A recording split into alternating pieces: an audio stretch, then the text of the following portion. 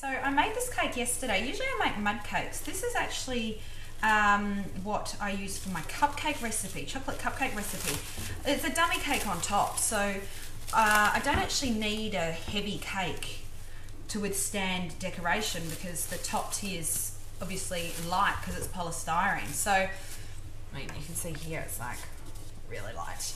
I decided to make this one because it's so yummy and it's really light and yeah, I always get really good feedback. So the recipe is on the blog under Choc Raspberry. Now, so it's got a bit of a dome. I use this Wilton cake leveler. I'm gonna just put it up. I'm basically just going to just skim off the top and then cut my cake. I might cut it into three, you know, so I have two lots of filling inside just to give it a bit more height.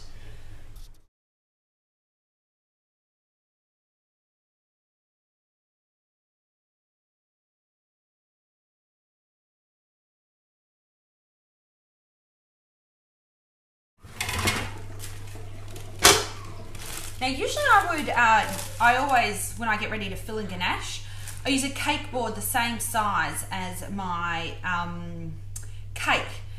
But because I'm going to be trimming away at this cake, I'm sort of going to take a little square out of the sides for this Ben 10 bottom part. I'm not going to use one, and also I forgot to get one, so what I'm going to do is I'll lift that off. This is going to be my bottom layer. So I'm just putting the baking paper on my cake turntable and grab my icing.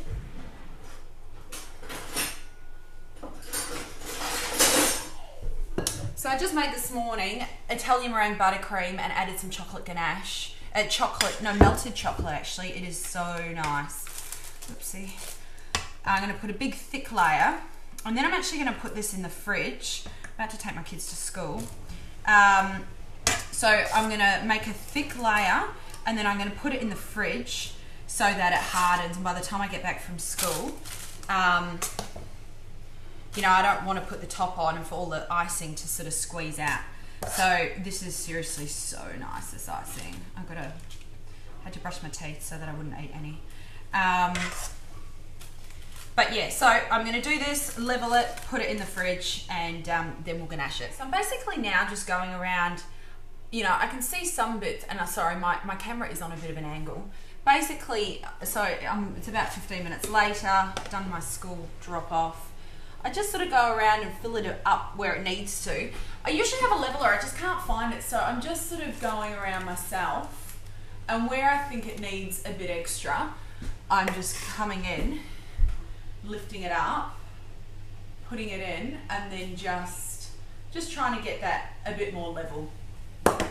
Next step is to ganache the cake. I have got my ganache, which I made this morning, and it's probably a bit too runny, but that's cool. I'm going to just put the cake in the I'll put the cake in the oven, put the cake in the fridge if I need to.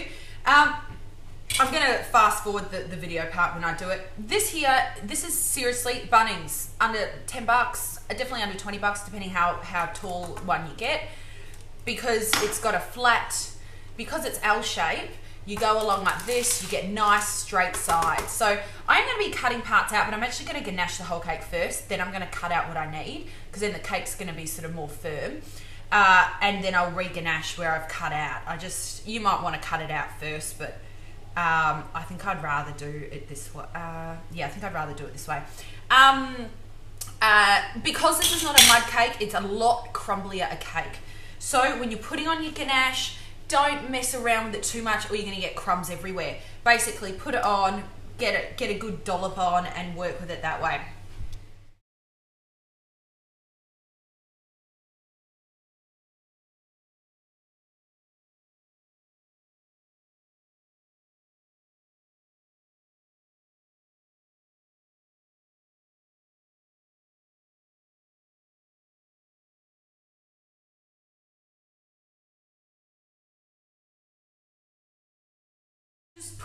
You can see my ganache is too soft. I've just put it on, I'm not even going to bother smoothing it over. I'm just going to put it in the fridge for 5 minutes, let it harden a little bit, and then I'll scrape it around.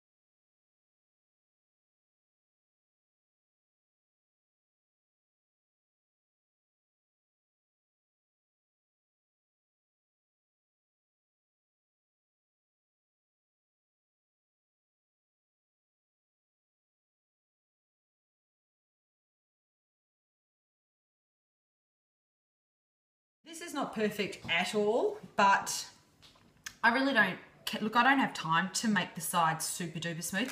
It's square enough and I'm cool with that, that's fine. I mean, it's gonna have heaps of stuff on top of it. It's not really, you know, it's not gonna matter too much. Now, what I need to do is I need to chop out a little bit. I've got my picture, I'll show you my, so this is a picture that I'm, like that's a picture of that watch thing that I'm looking at. So it's not a complete, I'll put it there in front of me. I'm not chopping out like half a square. The sides are going to go out a little bit. So what I'm going to do, I'm not sure how far deep in it will go. I'm just going to sort of mark in what I think. And then I'm just going to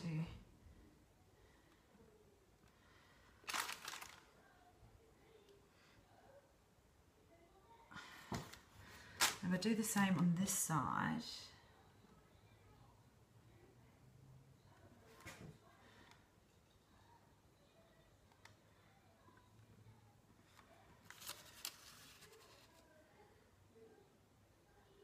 you could measure it out and be really specific with it, but no, I'm not going to do that. Now I'm going to grab my cake. So if I put that on, that's going to be too much, so I need to do smaller ones. So let's try again. Go there, there. I'll show you what my little cuttings look like.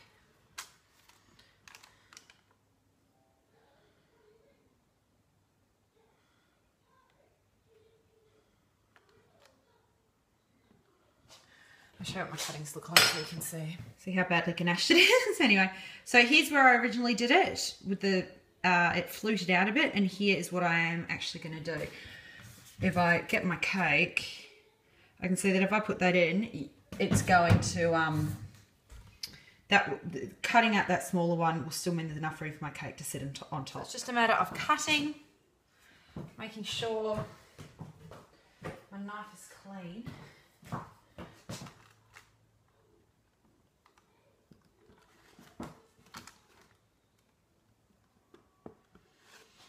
I just really think it's easier to sort of cut it when it's been ganashed.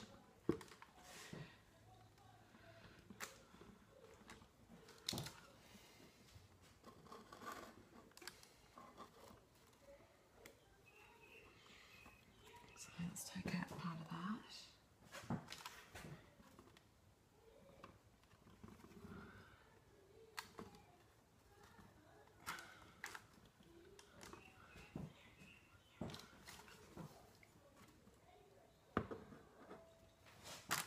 Whoops.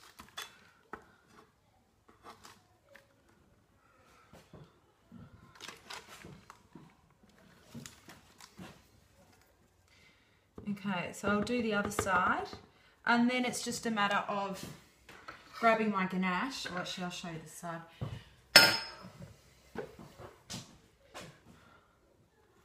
And just putting the ganache up. Pretty simple. So once I've done it, I'm going to ganache it. I'm going to put it in the fridge, heading out for the day, and then I will come back this afternoon and cover it.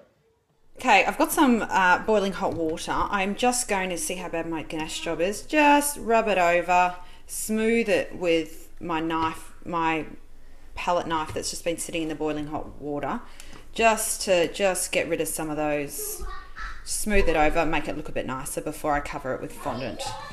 There you go, bit smoother on top, doesn't really matter. I'm not that fussed with it. So yep, time to cover.